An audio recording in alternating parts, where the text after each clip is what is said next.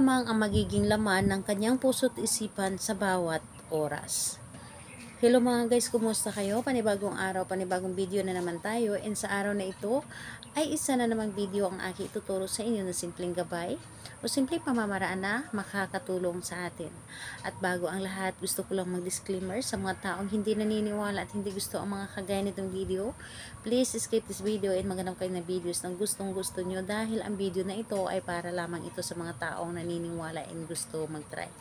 Sa lahat po ng mga nagko-comment dito sa aking video dito sa loob ng aking channel, mag-iingat sa lahat ng mga nagre-reply sa inyo na dinadala kayo sa kanilang WhatsApp and Imo app upang makaiwas po tayo sa scam.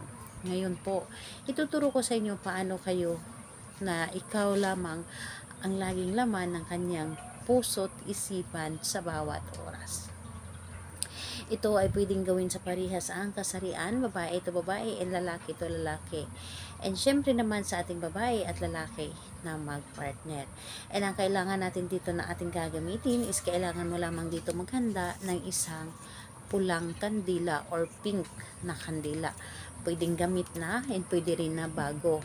Kailangan din natin dito ng isang maliit na pirasong papel. Kailangan natin dito ng olive oil or coconut oil.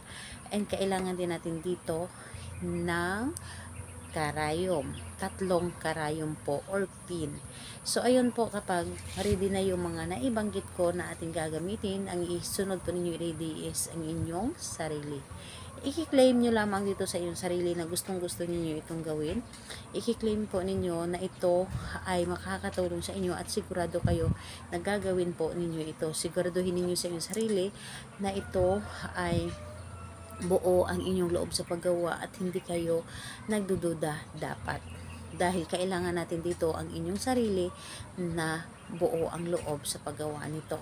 Ngayon po, kapag ready ka na ay pwedeng-pwede mo na itong umpisahan. So, ang gagawin mo lamang dito sa isang papel.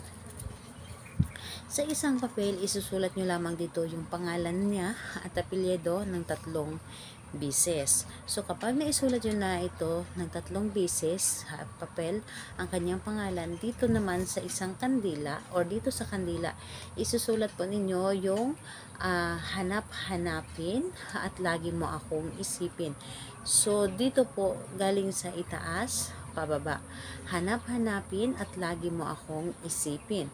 And pagkatapos nun, kapag naiukit nyo na dito sa kandila, yung hanap-hanapin at lagi mo akong isipin gamit ang pin, ang gagawin pa ninyo, ang papel na ito na nilagyan ng kanyang pangalan ay ilagay po dito sa gitna ng kandila. So, ilagay po ninyo ito na nakabalot po. So, ganyan. And kunin po ninyo ang 3 pin or karayom, itusok nyo po dito sa gitna at sa gilid. So, itusok po ninyo dito para hindi po matanggal yung papel. At kapag naitusok nyo na dito yung 3 karayom na ito, ang gagawin po ninyo, sindihan nyo po ang kandila at hayaan ninyo na matunaw ang kandila at hayaan po ninyo na masunog ang papel gamit ang apoy ng kandila. Hayaan po ninyo dapat yung papel ay nasa gitna and hayaan ninyo na unti-unti siyang lamunin ng apoy yung ating papel at ang yung karayom, hayaan po ninyo ito na mahulog. And habang nasusunog or habang nakasindi ang kandila, paulit-ulit kayong humiling, sambitin ninyo yung pangalan niya at apelyido at paulit-ulit ninyo sasambitin na lagi mo akong hanap-hanapin at isipin. Hindi ako mawawaglit sa iyong isipan. Lahat na gusto ninyo sabihin ay sabihin nyo na dito dapat.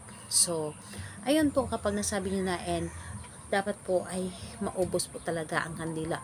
Humanap po ng kandila na medyo maliit lamang or tulad po ninyo na nito na gamit na. So, maliit na lamang ito. So, ayun po. Kapag naubos na yung wax ng kandila, kunin po ninyo kapag ito ay natuyo na at itago po ninyo kung saan po ninyo na pwede po na itago na hindi makikita ng iba. So, ayun po. Gawin ito sa gabi ng kahit anong oras, basta po ay gabi sa araw ng Tuesday and Friday. So, ayan po, Napakadali nitong gawin, pero napaka-epektibo. Sabihin ko sa inyo, yung taong gagawa ninyo nito, mababaliw sa inyo.